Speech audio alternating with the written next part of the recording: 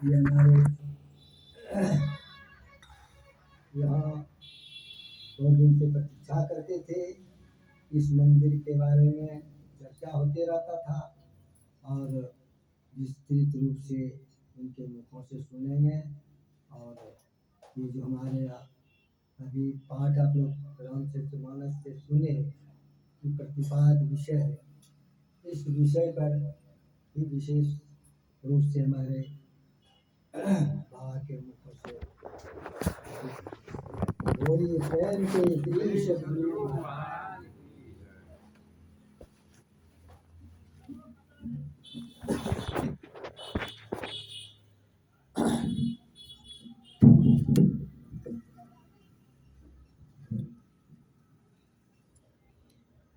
बंदो गुरुपद कंज कृपा सिंधु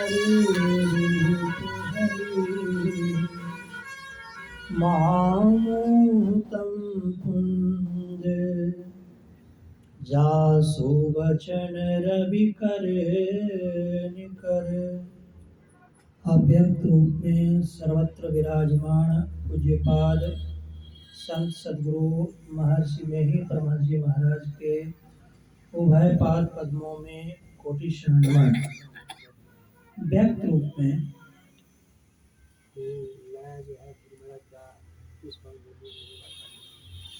कर दीजिए, पुष्पांजलि कर दी। अच्छा तो कर दिए, क्या दिक्कत है? हम लोग पुष्पांजलि थोड़ा देर कर गए, तो पहले हम लोग सब मिलकर पुष्पांजलि कर लेंगे, तब प्रवचन का श्रवण होगा। श्री सद्गुरु महाराज, श्री सद्गुरु महाराज, श्री सद्गुरु महाराज, श्री सद्गुरु महाराज।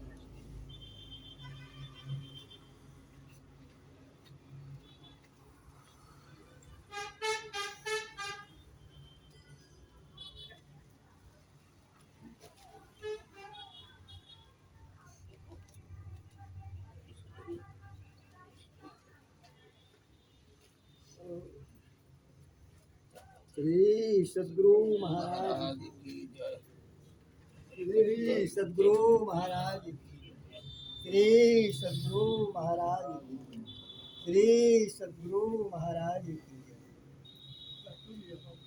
श्री सद्गुरु महाराज,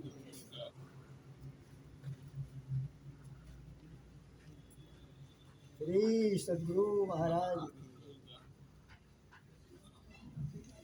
श्री सद्गुरु महाराज।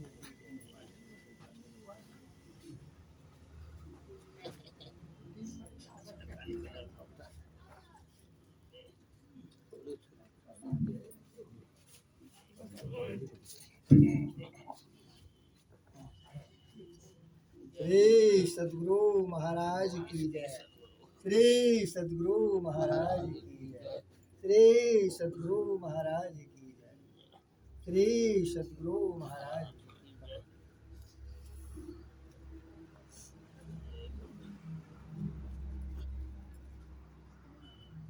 श्री सद्गुरु महाराज की पकड़ लीजिए।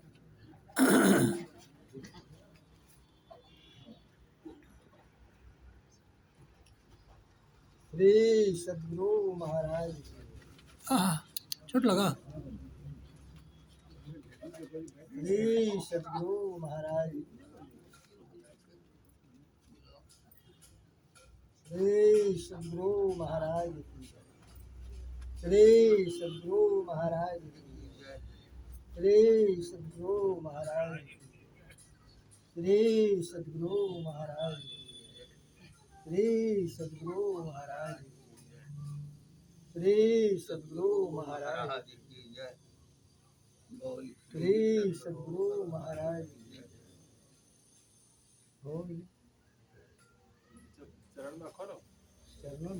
हाँ थोड़ा जल्दी जल्दी जल्दी जल्दी देर में। श्री सद्गुरु महाराज, श्री सद्गुरु महाराज, श्री सद्गुरु महाराज की, श्री सद्गुरु महाराज, श्री सद्गुरु महाराज, श्री सद्गुरु महाराज, श्री सद्गुरु महाराज, जल्दी जल्दी जल्दी जल्दी करते चलिए, निकलते चलिए। श्री सद्गुरु महाराज,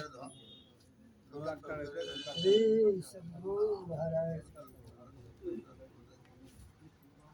श्री सद्गुरु महाराज, श्री सद्गुरु महाराज, श्री सद्गुरु महाराज, श्री सद्गुरु महाराज,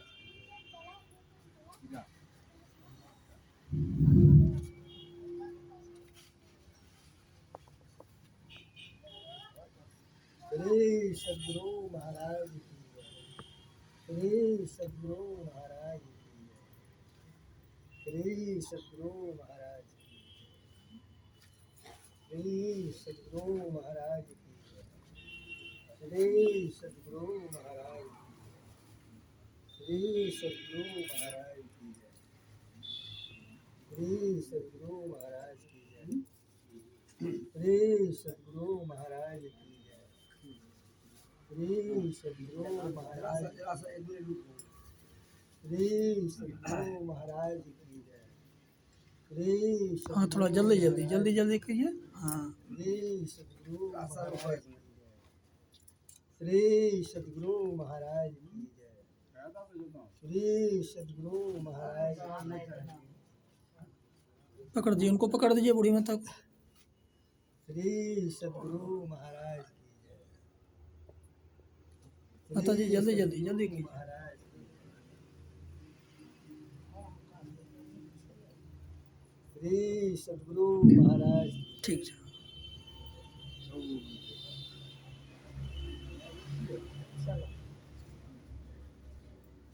जय। देखिए पकड़ दीजिए कहीं। श्री सद्गुरु महाराज की जय, श्री सद्गुरु महाराज की जय, श्री सद्गुरु महाराज की जय, श्री सद्गुरु महाराज, श्री सद्गुरु महाराज,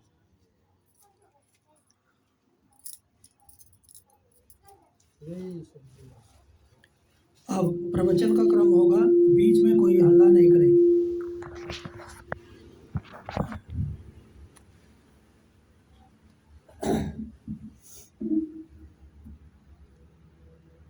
आदरणीय सत्संग प्रेमी महानुभावों, आदरणीय माताओं तथा भक्तिमती बहनों,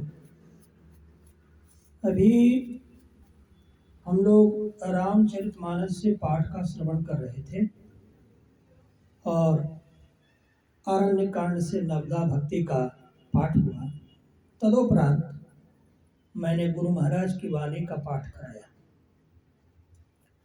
और हम लोग थोड़ा आज प्रवचन शुरू करने में लेट हो गए हैं। मैं तो चाहता था और कुछ पूर्व वक्ताओं से भी थोड़ा सुनूं, लेकिन लेट होने के कारण हम चाहते हुए भी नहीं लोगों की हो सके। तो आज जो भगवान राम जंगल में जब थे, उन्होंने 10,000 राक्षसों का वध किया। राम भगवान है और रामावतार हुआ है भगवान विष्णु का। अवतार संहार करते हैं, परंतु उनके संहार सामान्य संहारकर्ताओं के संहार से भिन्न होते हैं। आईजी, डीआईजी, दरोगा, पुलिस ये भी संहार करते हैं, इनके संहार अलग होते हैं। संहार करके अवतार उद्धार करते हैं, परंतु संत संहार नहीं करते। क्योंकि भगवान राम अवतार हैं, इसलिए भगवान राम 10,000 राक्षसों का वध किए और अंत में कबंध नामक राक्षस का वध करके, संहार करके उन सबों को स्वर्ग प्रदान किए। संहार करने का भगवान का कुछ लक्ष्य होता है। हमारे सुकर्म के साथ जो कुकर्म हो जाते हैं उसकी भी तो सजा देनी पड़ती है। कुकर्मों की सजा अवतार संहार करके देते, परंतु अवतार तो दयालु होते हैं, कृपालु होते हैं। हमें एक घड़ी दीजिए थोड़ा, भैया काफी घड़ी है, मोबाइल दीजिए। कृपालु होते हैं, दयालु होते हैं, तो दंड तो दिए परंतु फिर उनको स्वर्ग तक पहुंचा दिए, उनको स्वर्ग तक पहुंचा दिए। ऐसे जो सामान्य संहार करने वाले होते हैं वो स्वर्ग नहीं करते, उनका काम है ये पापी है इसका संहार कर डालो। जैसे अभी आप देख रहे हैं रूस और यूक्रेन में लड़ाई चल रही है, 20 दिन हो गए लड़ाई का, 24 तारीख से ही लड़ाई शुरू हुई थी। हम तो सोचे कि महाभारत 18 दिन तक चला था, ये उससे भी लंबा चल रहा है। बहुत लोग मारे जा रहे हैं, रूसी सैनिक मारे गए, यूक्रेन के बहुत सारे लोग मारे गए, परंतु इस तरह के जो मारने होते हैं वो संहार मात्र है, परंतु अवतारों का जो मारना होता है वो संहार करके उद्धार कर देते हैं। यही अंतर है। और संत तो मारते ही नहीं है, अवतार तो मारते हैं लेकिन दयावान होने के कारण मारकर स्वर्ग प्रदान करते हैं, और संत तो मारते ही नहीं है। जैसे भगवान बुद्ध संत थे, उन्होंने उंगलीवार को देखा और उन्हें क्षमा करके निर्वाण भी प्रदान कर दिया, कोई संहार नहीं किया। तो कबंध नामक राक्षस का संहार करके उद्धार किया भगवान राम ने और उसको स्वर्ग प्रदान किया। तदोपरांत मैया सबरी की कुटिया पर गए। राम और लक्ष्मण के दर्शन मैया सबरी को हुए और मैया सबरी को अपने गुरु की यह बात याद आई कि एक न एक दिन भगवान राम तुम्हारी कुटिया पर आएंगे, तुम्हें दर्शन देंगे। मैया सबरी खुशी से फूली न समाई और मंदमती की होने के कारण जूठा बैर राम जी को खिलाए, परंतु राम जी तो भक्ति के भूखे थे। वो भक्ति मैया सबरी की भक्ति में इतने विह्वल हो गए थे कि उनको पता भी नहीं चला कि ये जूठा बैर है या पवित्र बैर है, और प्रेम से उसको खाने लग गए। तो जब सबरी मैया की कुटिया में आए तो मैया सबरी भगवान राम से पूछती है कि ही विधि स्तुति करऊं तुम्हारी, अधम जाति में जड़मति भारी। हे भगवान, मैं तुम्हारी भक्ति कैसे करूं? मैं तो अधम जाति की हूँ, जड़ बुद्धि वाली हूँ, कैसे भक्ति करूं? तो अधम ते अधम अधम अति नारी, तिन्नहु मह में मति मंद भारी। मैं अधम से अधम हूँ, मेरी मति बहुत मंद है, बताइए मैं आपकी स्तुति कैसे करूं? मैया सबरी कहती है, कह रघुपति सुन भामनी मावाता, मानऊ एक भगति करे नाता। भगवान राम ने कहा कि तुम मंद बुद्धि की हो, छोटी जाति की हो, इससे मेरा कुछ लेना देना नहीं है। मैं तो नाता केवल भक्ति का मानता। तुम भक्ति करती हो, भक्ति में पूर्ण हो, यही हमारा और तुम्हारा नाता है, यही हमारा और तुम्हारा रिश्ता है।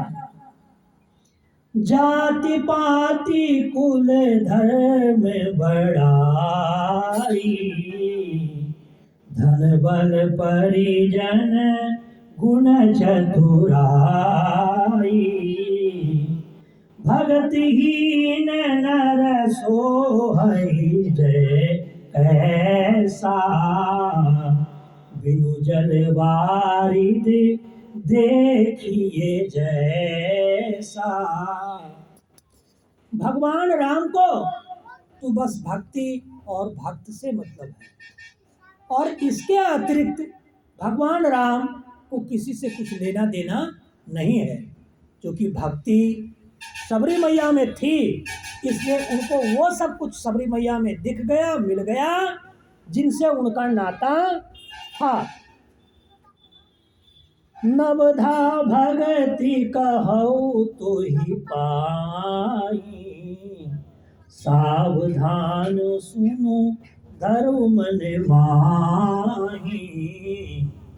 सबरी मैया को कहते हैं कि हे सबरी, मैं तुम्हें भक्ति के 9 तरीके, 9 प्रकार की भक्ति सुनाता हूँ, सावधान होकर इसको सुनो और अपने मन में धारण करो। प्रथम भगति संतन कर संगा, दूजिरति मम कथा प्रसंगा। पहली भक्ति संतों का संग करना। जैसे अब संत और साधु में अंतर है। संत वे होते हैं जो भक्ति की पूर्णता को प्राप्त कर लिए रहते हैं, परंतु साधु वे होते हैं जो भक्ति के रास्ते में अभी चल रहे होते हैं। प्रथम भक्ति संतन कर संगा कहा गया है। साधु का संघा भी कहा जा सकता था, परंतु ऐसा कहा नहीं गया। कहा इसलिए नहीं गया, साधु अभी रास्ते में चल रहे हैं, पूर्णत्व को प्राप्त नहीं किए हैं, और संत अल्टीमेट रियलिटी जो है परम प्रभु परमात्मा का साक्षात्कार कर लिए होते हैं। जो साक्षात्कार कर लिए होते हैं वही आपको साक्षात्कार करा सकते हैं। जो साक्षात्कार नहीं किए होते हैं और आधे रास्ते तक ही चले होते हैं, वो आपको आधा दूर तक तो बता सकते हैं, परंतु पूरा रास्ता पार नहीं करा सकते। परंतु अब यहाँ एक दिक्कत आ गई कि पूर्ण संत तो विरले होते। जैसे अपने संप्रदाय में अपना जो संत मत है, इसमें एक व्यक्ति ने केवल निर्वाण प्राप्त किया, वो थे महर्षि में ही प्रभु जी महाराज, और किसी ने निर्वाण प्राप्त नहीं किया। तो संत तो एक थे, तो उनके अगर भगवान राम के उपदेशानुसार आप चलेंगे तो आप केवल गुरु महाराज की भक्ति संग आपको करना है। अब रहा कि गुरु महाराज तो शरीर में है नहीं, संग तो इनका तब करते जब ये शरीर में रहते।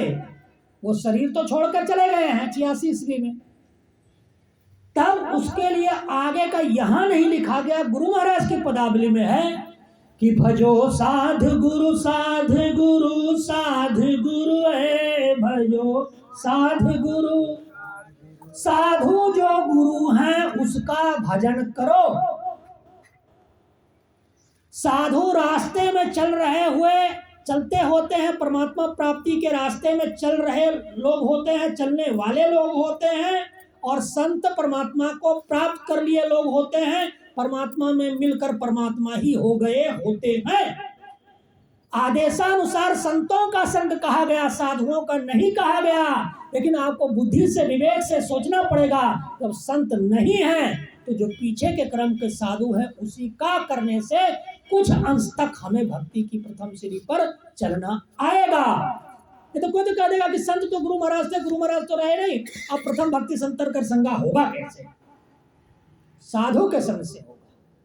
कुछ जैसे अपूर्ण साधु, हम भी अपूर्ण हैं, ठीक है, रास्ते में हम चल रहे हैं, तो हमारा संग कीजिएगा तो अपूर्ण नहीं हो जाएगा, थोड़ा सा कुछ सहयोग रास्ते में आपको मिलेगा। फिर हमारे जैसे और भी बहुत सारे साधु आएंगे जो हमसे थोड़ा ज्यादा जानते हैं और भी ज्यादा जानते हैं, तो उन सबों का संग करते करते करते करते कुछ दिन तक ये जब पुण्य पुंज जमा होता है तो एक पूर्ण संत की प्राप्ति होती है। 86 तक तो हम लोग को पूर्ण संत थे। तो प्रथम भगति संतन कर संगा, दूजी रति मम कथा प्रसंगा। फिर जो हमारे कथा प्रसंग आते हैं उसमें रति रखिए, प्रेम रखिए, मेल रखिए, नेहा रखिए, प्रीति रखिए। जो भगवान राम से संबंधित कथा प्रसंग है चाहे और जो सदग्रंथ में कथा प्रसंग कहे जाते हैं उससे प्रेम रखना चाहिए। क्यों? 18 पुराण को देख लीजिए, महाभारत को देख लीजिए, रामचरितमानस को देख लीजिए, वाल्मीकि रामायण को देख लीजिए, अध्यात्म रामायण को देख लीजिए, जितने रामायण हैं और जितने भी स्क्रिप्चर्स सदग्रंथ हैं सबको देख लीजिए। सब में उन पुरुषों की गाथाएं कही गई है जो भक्ति या निर्वाण के पथ पर चल रहे हैं। कोई भी पुराण उल्टा के देख लीजिए, बहुत सारे देवता, राक्षस कैसे देवता हो गए, कैसे साफ हुआ, कैसे निर्वाण हुआ, यही सब बातें। तो दूजी रतिमम कथा प्रसंगा, भक्ति की द्वितीय पीढ़ी यह है, दूसरा क्रम यह है, दूसरा स्टेप यह है कि हमारे कथा प्रसंग जहाँ होते हों उसमें प्रेम रखना चाहिए। गुरुपद पंकज सेवा तीसरी भगति अमान,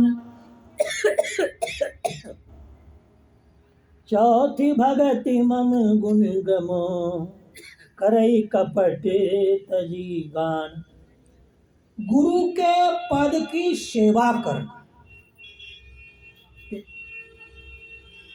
गुरुपद पंकज सेवा तीसरी भक्ति अमान, और मान छोड़कर गुरु के पद की सेवा करना। अब सवाल है यहाँ गुरु है कौन? जो भी बड़े हैं वो गुरु। गुरु का एक शब्द है, गुरु का मतलब होता है बड़ा, इसका विपरीत है लघु। गुरु का मतलब बड़ा, इसका विपरीत है लघु। तो जो आपसे बड़ा है उसके सामने ये कहना कहें कि मेरा अपमान हो रहा है कि मान हो रहा है, उसको बड़ा मानकर उसके शरण में जाएं, उनके पद पंकज की सेवा करें। चौथी भक्ति मम गुण गण करई कपट तजी गान। चौथी भक्ति है हमारे जो गुण हैं, जो एट्रीब्यूट्स अंग्रेजी जिसको कहते हैं, क्वालिटीज जिसको कहते हैं, उसका कपट छोड़कर गान की। मन में कोई छल कपट नहीं हो।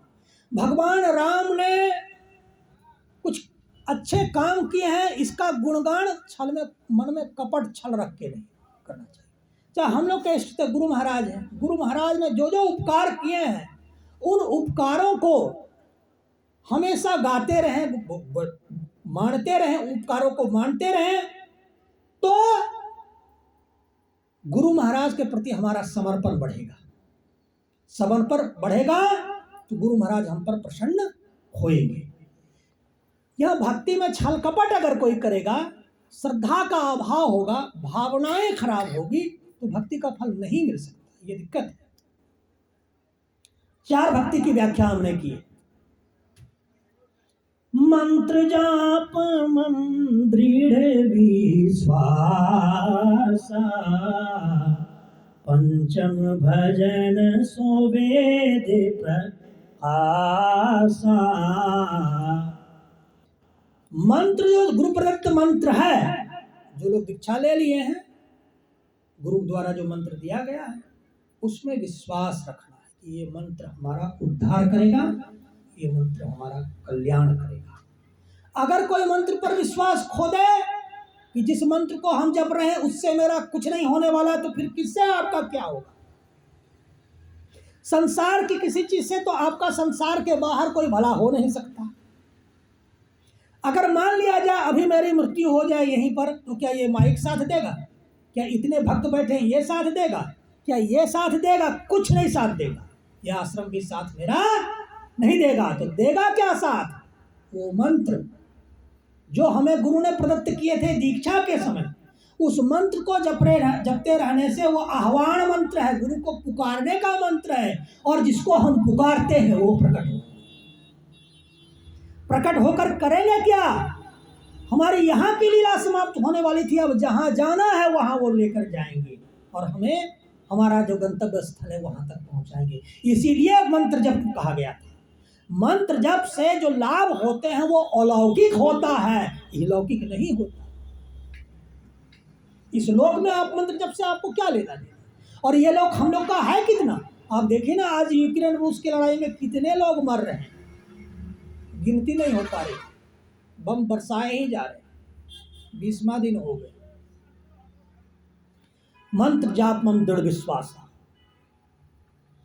छठदम शील विरति बहुकर्मा, निरत निरंतर सज्जन धर्मा, दम का साधन करना, शील करना और बहुत प्रकार के कर्मों से दूर रहना। विविध भांति के कर्म जगत में जीवन घेरी फंसाता है। बहुत प्रकार के जो कर्म करता है और अपने कोई संसार में फंसाए रखता है, उसकी श्रुति फंसी रहती है। संसार में फंसी हुई श्रुति को कमजोर श्रुति कहा गया है। ताकतवर वो होता है जो संसार के विभिन्न विषयों में जो हमारी श्रुतियां फंसी होती है, उन श्रुतियों को संसार के पंच विषयों से निकालकर परमात्मा प्रदत्त जो मंत्र दिए हैं उसमें मंत्र लगाकर फिर अंदर में जो दृष्टि योग और सुरत योग की क्रिया दिए गए उसको करने के बाद रूप जगत का अंत कर दे दृष्टि योग से, फिर अरूप जगत का अंत कर दे शब्द योग से, और मानस जब से क्या करे, अंदर में कुछ दृष्टि का सिमटाव करे, सिमटाव करके गुरु की मूर्ति को प्रकट करे। प्रकट करने के बाद श्री गुरु पद नख मणि गण ज्योति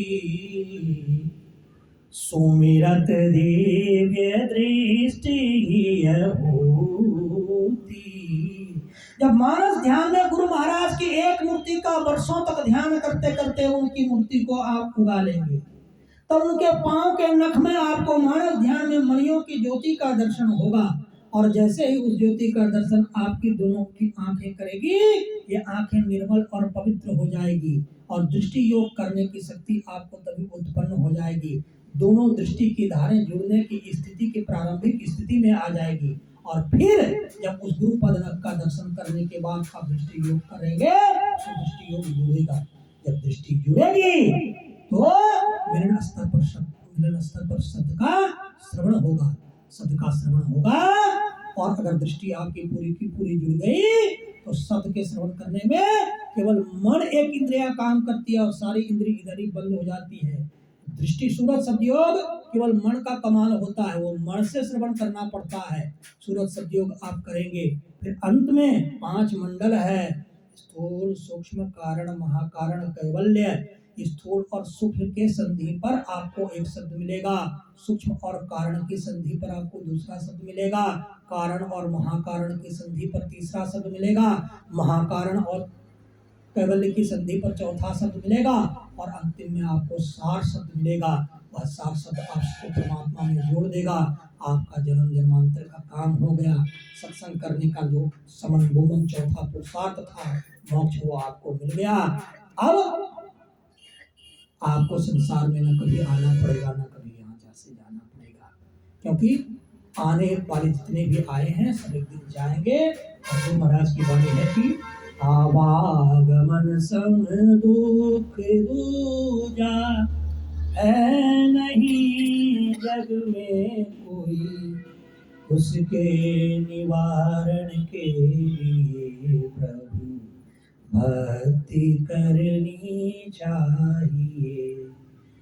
संसार में बहुत प्रकार के दुख हैं, बहुत प्रकार के दुख हैं, एक से एक आप गिनाते चलिए। एक एक घर में जाइए, दुखों का एक पूरा पुलंदा खड़ा हो जाएगा। बाबा जमीन नहीं है, मकान नहीं है, बच्चा पढ़ नहीं रहा, बेटी की शादी नहीं हुई, अरबों समस्या पड़ रही है। परंतु इन सारे समस्याओं को आप एक तरफ रख दीजिए और दूसरी तरफ जो सबसे बड़ी समस्या गुरु महाराज ने संकेत करके बता दिया कि माता के गर्भ से आना और फिर शरीर छोड़कर जाना, इससे बढ़कर और दुख और कुछ संसार में होता नहीं है। माता के गर्भ में जीव 9 महीना तक उल्टा लटका रहता है, पेशाब और पैखाने की दुर्गंध आती है, वहाँ चिल्लाता रहता है कि प्रभु मुझे निकाल दो, प्रार्थना करता है। और जब परमात्मा द्रवित होकर 9 महीने में उसको निकाल देते हैं तो फिर यहाँ आकर माया में भरमा जाता है, प्रभु की भक्ति को भूल जाता है। गर्भवास में हर जीव ये कबूल करता है कि परमात्मा धरती पर जाएंगे तो तुम्हारी भक्ति करेंगे, परंतु गर्भवास से जैसे ही बाहर धरती पर आता है, ये पंच विषय वाले भ्रमात्मक संसार में फैल जाकर के भ्रम में उसकी भक्ति फैल जाती है और परमात्मा को वो भूल जाता है। परंतु साधु महात्मा सत्संग के माध्यम से आपको बार बार जब उनको आप बुलाते हैं, जैसे आज हमको बुलाए, तो जो हमने सत्संग में सीखा समझा वो आपके बीच में रख रहा है। ऐसा नहीं है कि हम सत्संग में सब कुछ सीख लिए, हम पूर्ण हो गए, ऐसी कुछ बात नहीं है। हम ही जैसे सब सामान्य साधु होते हैं वैसे ही क्रम क्रम से सीखने का प्रयास करते हैं, बहुत कुछ सीख सकते हैं, बहुत कुछ सफल भी रह सकते हैं। इसी क्रम में एक बात मुझे बाबा तुलसी की याद आई। उन्होंने घट रामायण में कहा था कि ज्ञानी रोता है, ध्यानी रोता है, परंतु जो संत चरण में निवास करता है वो कभी नहीं रोता। जैसे कोई बहुत बड़ा ज्ञानी हो, बहुत लंबी लंबी बातें कर रहा हो, लच्छेदार भाषण दे रहा हो, हजारों किताब लिख गया हो, अंत में वो रोएगा कि क्यों? कहता पर करता नहीं, मुख का बड़ा लभार, और एक दिन धक्का खावेगा साहब के दरबार, साहब के दरबार। कहता तो बड़ी बड़ी बातें हैं बोलकर और बड़ी बड़ी किताब लिखकर भी, परंतु उपदेश दूसरों के लिए कहता, अपने करने के लिए कुछ नहीं, इसलिए वो रोएगा। ज्ञानी रोता है, ये तुलसी साहब बोल रहे हैं घट रामायण में। दूसरा बोले, ये बात तो बहुत लोग विद्वान भी जानते थे, दूसरी एक बड़ी बात कह दी, ध्यानी भी रोता है। जो आप देखते होंगे बाबा लोग, कोई हिमालय पर बैठकर कर रहे हैं, कठोर समाधि लगाए हैं, कोई किसी गुफा में बैठ के कठोर समाधि लगाए हैं, कोई जंगल में जाके कठोर समाधि लगाए हैं, जंगल से निकलते हैं, भिक्षाटन करते हैं, खा लेते हैं, फिर जंगल चले जाते हैं। ऐसे बहुत सारे बाबाओं के बारे में आपने सुना, पढ़ा और देखा भी होगा। इस पर भी संत तुलसी ने कह दिया, तुलसी साहब ने, वो भी रोएंगे। क्यों रोएंगे? उन्होंने तो ध्यान किया ना, क्यों रोएंगे? रोएंगे इसलिए रोएंगे, वो ध्यान तो किए परंतु किसी संत के चरण में जाकर नहीं किए। जैसे कोई लड़का घर में बीए आईए बच्चा से लेके पीएचडी तक का किताब घर में बैठ के पढ़ लेगा तो विश्वविद्यालय वाला उसको मानेगा पढ़ाओ? अरे किसी विश्वविद्यालय, स्कूल विद्यालय में जाएगा, वहाँ आईए बीए एमए पीएचडी करेगा, डिग्री लेगा, तभी तो माना जाएगा ना। तो कोई साधु सीधे हिमालय पर बैठ के ध्यान कर लेगा, उसको ध्यान करने बैठेगा, उसका लगने नहीं करेगा, केवल बैठेगा, आंख बंद किया रहेगा, हड्डी उसको दर्द करेगी, उसको ध्यान नहीं लगेगा। ध्यान लगने के लिए जो स्कूल महाविद्यालय और विश्वविद्यालय होते हैं वो होते हैं साधु और संत के चरण। जहां की जिस कुटी में, चाहे जिस आश्रम में 150 महात्मा निवास करते हो और चाहे किसी कुटी में एक साधु निवास करते हैं, उसकी चरण में जाकर आप जब ध्यान कीजिएगा तब आपका कोई बाल वाका नहीं बिगाड़ सकता। यदि वो साधु है तब, ढोंगी है तो फिर बिगाड़ देगा। ये भी आपको समझ लेना पड़ेगा कि साधु है कि ढोंगी है, ये आपको अंदर में सोचना पड़ेगा। तो तुलसी साहब ने कहा कि जो संत चरण में निवास करके ज्ञान की आराधना करता, ध्यान की आराधना करता, उसको तीनों काल में कोई रुला नहीं सकता। इसी बात को बौद्धों ने कहा, बुद्धं शरणं गच्छामि, धम्मं शरणं गच्छामि, संघं शरणं गच्छामि, बुद्धं शरणं गच्छामि। संघ की शरण में जाओ, जहां साधुओं का संग निवास कर रहा हो उसकी चरण स्वीकार करो। वो अध्यात्म के सबसे बड़े विश्वविद्यालय में तुम चले गए और ये ठान लोगे कि मैं कमंडल उठाऊंगा, हिमालय पर बैठ जाऊंगा, भिक्षा करके खा लूंगा, तो रोओगे, साधु भी रोओगे। ये बात मैं भी नहीं जानता था। जब हुजूर राधा स्वामी जी के यहाँ से प्रकाशित पुस्तक पढ़ा तब उससे हमको पता चला। बहुत सारा, हम भी बहुत दिन से सब कुछ छोड़ करके, पढ़ाई लिखाई, पहले हम भजन गायक थे, सब छोड़ करके ध्यान कर रहे हैं। जब तक इसी ध्यान को किसी साधु के सानिध्य में, उनके चरण शरण में जब कीजिएगा तब ये सही ध्यान होगा, नहीं तो गलत ध्यान होगा। ये बात हमको ये बात हम इसलिए आपको बताते हैं क्योंकि मेरा जीवन बहुत दिन से साधु का रहा है। तो जो गलती हम कर बैठे वो आपसे नहीं करवाएंगे, जो गलती हम कर बैठे वो आपको करने नहीं कहेंगे। कभी भी ध्यान कीजिए तो किसी साधु के चरण में जाकर कीजिए। वो आप स्कूल में पढ़ रहे हैं और जो 2-4-5 महात्मा जाते हैं, जहाँ रहते हैं वहाँ कीजिएगा तो आप इस मतलब कि हाई स्कूल में पढ़ रहे हैं। और जहाँ 150 महात्मा रहते हैं, ध्यान करते हैं, जैसे कुप्पा घाट है, वो आप तक विश्वविद्यालय में पढ़ रहे हैं। और जैसे उसकी शरण लेंगे उसके बाद आपको तीनों लोकों में कोई कुछ बिगाड़ नहीं सकता। एक बार की बात है, हमको फीसर का रोग हो गया था। हम सिल्लीगुड़ी से इलाज करा के आ रहे थे, रात्रि में 9 बज गया और हम बांका आने के लिए भागलपुर की गाड़ी नहीं थी। तो हमारा जहाँ से संन्यास हुआ है वो नाथनगर आश्रम है। हम उस आश्रम में गए और रात्रि विश्राम वहाँ किए, तो बांका के लिए गाड़ी नहीं थी कभी, वहाँ किए तो शरीर में तो फीसर के इलाज में 8-9 सुई खाना के रास्ते में डालते हैं, बहुत दर्द था, जलन था। और गुरु के शरण में जब चले गए ना तो शरीर में तो जलन है और उनके योग के बल से खूब आनंद की प्राप्ति हो रही है। लगभग नहीं क्या कि शरीर में कोई रोग है, लगता है कि रोग में भी हमको शरीर रहते ही स्वर्ग की प्राप्ति हो गई। ये गुरु के चरण शरण की महत्ता है। जो साधु के चरण में रहना जिसको आ गया अध्यात्म के दृष्टिकोण से, वो सबसे बड़ा छात्र हो गया ध्यान साधना का, और उसको कोई बिगाड़ नहीं सकता। परंतु केवल कोई ये कहे कि हम किताब में तो सब बात पढ़िए ली है, बाबा जी के पास क्यों सुनेंगे, तो गलत है। कोई ये कहे कि अरे हम तो बाबा जी बनिए गए हैं, हमको बड़े बड़े महात्मा और आश्रम से क्या लेना देना, हम अपना कमंडल उठाएंगे, भिक्षाटन करेंगे, कहीं बैठ लेंगे, ध्यान कर लेंगे जंगल में या पेड़ के नीचे कहीं बैठ लेंगे, और बैठने के बाद तो दान दक्षिणा मिल ही जाता है, जीवन तो चल ही जाएगा, वो गलत है, उसको भी रोना पड़ता है। संत चरण में बैठना पड़ता है। भज मन संत चरण सुखदाई, संत के चरण सुखदाई होते हैं, इसलिए मेरे मन तुम उसका भजन करो, मेरे मन तुम उसका भजन करो, ऐसा कहा गया। तो आज हम नवधा भक्ति के क्रम में बीच में आपको कुछ उधर मोड़े थे हम छड़दल, उसके आगे की भक्ति में है सातम सम मोही मैं जे देखा, मोति संत अधिक करी लेखा। सातम मेरे समान सारे संसार को देखो, सारे जीवों में मेरा रूप देखो, सारे जीव भगवान है, ईश्वर है, परमात्मा है, ये भाव रखो, और संत मुझसे भी बड़े हैं ये मानकर चलो। संत सबसे बड़े होते हैं, ये अवतार और भगवान राम जी यहाँ स्वीकार करते हैं।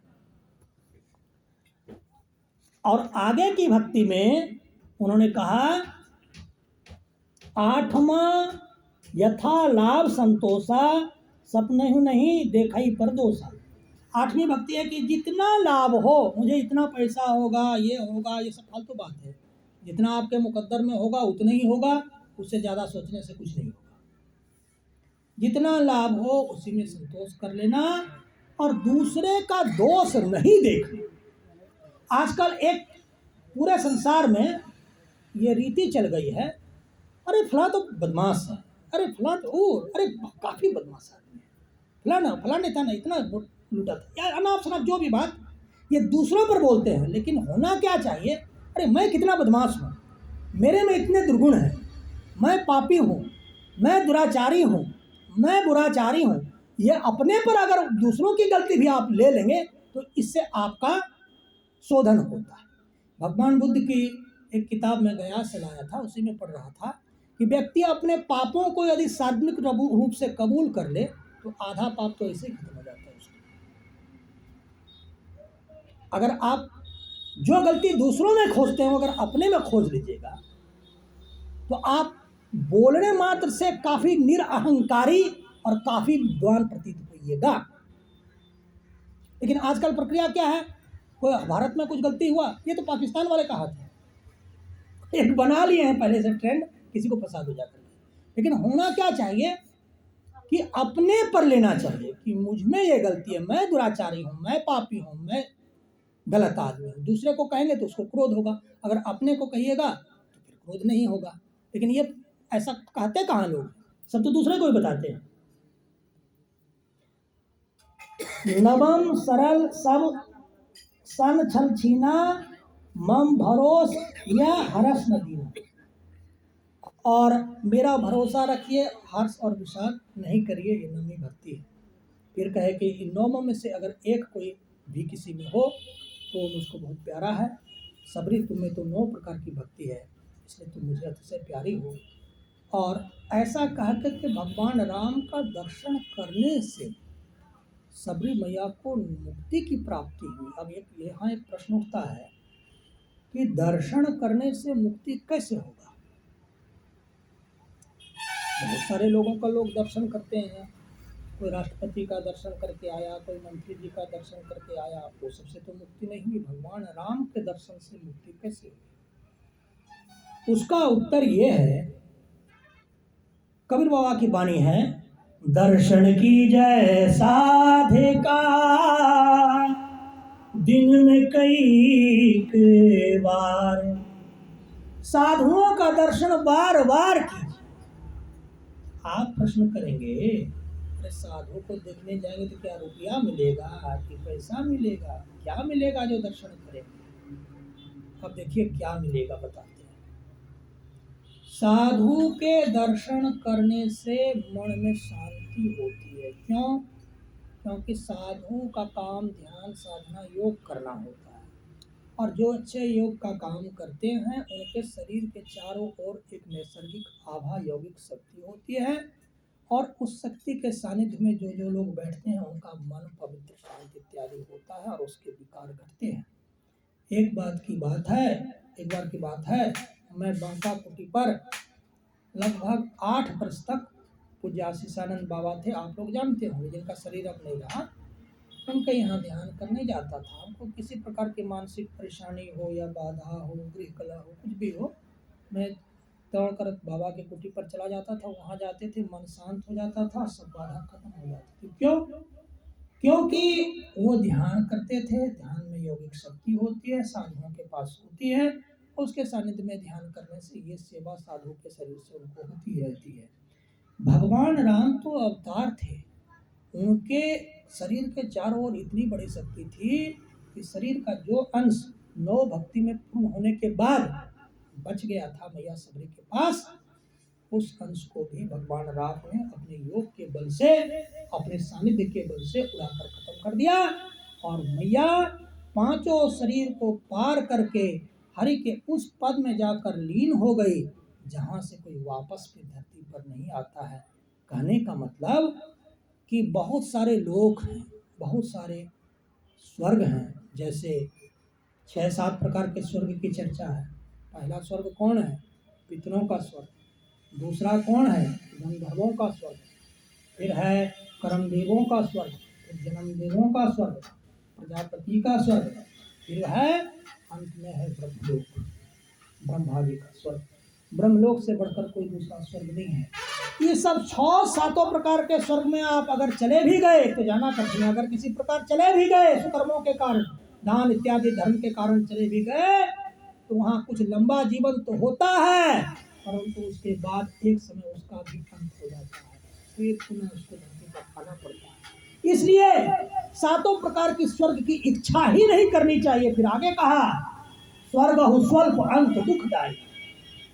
किसी भी लोक को आप जाएंगे, इन 6-7 लोक की जो चर्चा किया मैं, अपने पितरों के यहाँ जाएंगे, गंधर्व के लोक में जाएंगे, कर्मदेवों के लोक में जाएंगे, जन्मदेवों के लोक में जाएंगे, प्रजापति के लोक में जाएंगे, या ब्रह्मा जी के लोक में जाएंगे, कहीं भी जाएंगे, फिर वहां से भी एक दिन तबादला होगा, वापसी होगी, फिर इसी धरती पर आना पड़ेगा, फिर माता के गर्भ से गुजरना पड़ेगा। ये जन्म मरण का बंधन 7 लोकों में लगा ही रहता है।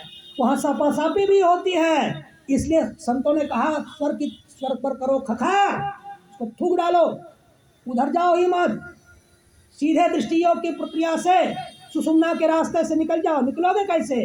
गुरुचरण सेवा करके, साधु की सेवा करके। हमारे गुरुजी जो हमको ध्यान सिखाए बांका में, वो 10 वर्ष हमसे छोटे थे। अगर यहाँ हम तर्क करते कि उनसे क्यों सीखूंगा, तब तो हो गया मेरा बेड़ा गर्क। बिना तर्क वितर्क किए जो साधु मिल जाए उसी की सेवा से सीख लीजिए, फिर कल देखिए आपकी कैसी सेवा होती है। ये मत सोचे कि तो छोटा है, ये तो बड़ा है, इसमें ये दोष है। रहने दीजिए, दोष है तो अपना भोगेगा। आपको जो लाभ लेना है वो ले लीजिए, खत्म बात है। तो इस तरह से भगवान राम ने अपने योग बल से मैया सबरी को निर्वाण की प्राप्ति करा डाली। मैया सबरी का निर्वाण हो गया। इस कथा के द्वारा तुलसीदास बाबा हम लोग को ये कहना चाहते हैं कि निर्वाण मिलता है, मैया सबरी को मिला है, और उसका अनुसरण अगर हम लोग भी अपने जीवन में करेंगे तो हम लोग भी उस रास्ते पर चलने में सक्षम हो सकते हैं। हमें भी हरिपद अथवा निर्वाण की प्राप्ति हो सकती है। इसका यही आशय था। एक पाठ मैंने और किया है, वो गुरु महाराज की वाणी का पाठ। अब उस पर थोड़ा सा हम बोलेंगे। तो अभी मैं आ रहा था आपके यहाँ, तो थोड़ा समय मिला मुझे, तो मैं उस वाणी को पढ़ा था। यहाँ पर मैंने पाठ कराया था, अभी तुम सोए हुए हो जगो। अब सोने का क्या मतलब है?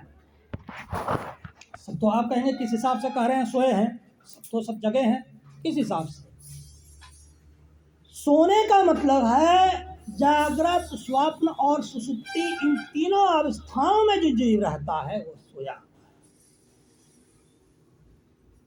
वेदांत का एक वाक्य है, ब्रह्म सत्यम जगत मिथ्या। यह मिथ्या है, झूठा जगत है, झूठा संसार है, इसका अंत हो जाएगा। जिसका अंत हो जाएगा उसमें हम स्थित हैं, उसकी तरफ हम जागृत हैं, इसलिए ये जगह नहीं है बल्कि सोई। तीन अवस्था तजहु भजहु भगवन, जागृत, स्वप्न और सुषुप्ति, इन तीनों अवस्था को छोड़िए और चौथी तुर्यावस्था है और उसके बाद तुर्यातीता है, 5 अवस्था। वो दोनों अवस्था में जाने का अभ्यास कीजिएगा तब आप जगे हैं, अन्यथा आप सोए। अब जागृत, स्वप्न, सुषुप्ति को कैसे कैसे मानेंगे, ये क्या है, इसकी व्याख्या क्या है, इसको समझना पड़ेगा। जागृत में जीव, हमारी जो आत्मा इस शरीर में है, वो दोनों आंखों के पास रहती है, आंखों में जीव रहता है, ये फिजिकल बॉडी में होता है। हमारा जो ये भौतिक शरीर है, ग्रॉस बॉडी जिसको कहते हैं, फिजिकल बॉडी जिसको कहते हैं, उसी में हमारी चेतना जागृतावस्था में दोनों आंखों के बीच रहती है। स्वप्न में कंठ में, सुषुप्ति में हृदय में रहती है, और तुर्यावस्था में जीव मस्तक में निवास करता है। तो आंख के नीचे, आंख से नवद्वार शुरू होते हैं, 2 आंख 2 नाक, 4 हुए, 2 कान 6 हुए, एक मुंह 7 हुआ, एक पेशाब का रास्ता, एक 8 का, एक पैखाना का रास्ता 9 हुआ। यह 9 रास्ते से जीव जब गुजरता है तो वो दुख के नरक के रास्ते पर जाता है। और इन 9 रास्ते से उठकर जब मस्तक में जीव का वासा तुर्या में होता है तो उसकी स्थिति और इससे बहुत बेहतर होती है, तब वह जगह माना जाएगा। और तुर्या के अंत में जाने पर तब परमात्मा के दर्शन होते। सूरत शब्द योग में जब आपको 4 शब्द का ग्रहण होगा, जब आप सूरत शब्द योग की दीक्षा लेके करके साधना पूरी करेंगे तो वहां जो दर्शन होता है वो द्वैत दर्शन होता है। एक दृष्टा होता है, एक दृश्य होता है, एक परमात्मा होता है, एक देखने वाला जीवात्मा होता है। परमात्मा और जीवात्मा दोनों मिलकर एक नहीं होते हैं। दर्शन को अद्वैत करना जरूरी होता है। अगर अद्वैत नहीं करेंगे, जैसे मान लीजिए ये रुपया है, कोई मेरे पास ला दिया फिर लेकर चला गया, मेरा हुआ नहीं हुआ। ला दिया पॉकेट में रख दिया तो मेरा हो गया। द्वैत दर्शन में क्या हुआ, आपकी चेतना परमात्मा को देख ली परंतु वो पूरा परमात्मा पर आपका कब्जा नहीं हुआ। क्या हुआ, रुपया तो आपने देखा लेकिन रुपया आपके पॉकेट तक आया नहीं, पॉकेट तक तो आया नहीं, तो आप देख के ललचते रहिएगा और कुछ नहीं मिलेगा। तो द्वैत दर्शन में पूर्ण शांति नहीं होती। दर्शन तो हो जाते, वो चेतन शरीर से दर्शन होता है, उसको सुपर कॉन्शसनेस कहते हैं। सुपर कॉन्शसनेस गॉड का रियलाइजेशन कर सकता है, परसेप्शन कर सकता है, परंतु गॉड नहीं हो सकता। जाना तो तुम ही हो जाए की स्थिति नहीं होगी। परमात्मा का हम केवल दर्शन कर लिया, हमने आपका दर्शन कर लिया तो क्या हम आप हो गए? हमने 50 अरब रुपया का दर्शन कर लिया तो क्या 50 अरब रुपया मेरा हो गया? नहीं हुआ, वो केवल दर्शन किए हैं। परमात्मा का दर्शन करने से इतना तो होता है कि हाँ परमात्मा है, मैंने देख लिया, परंतु वो परमात्मा हम हो नहीं सके।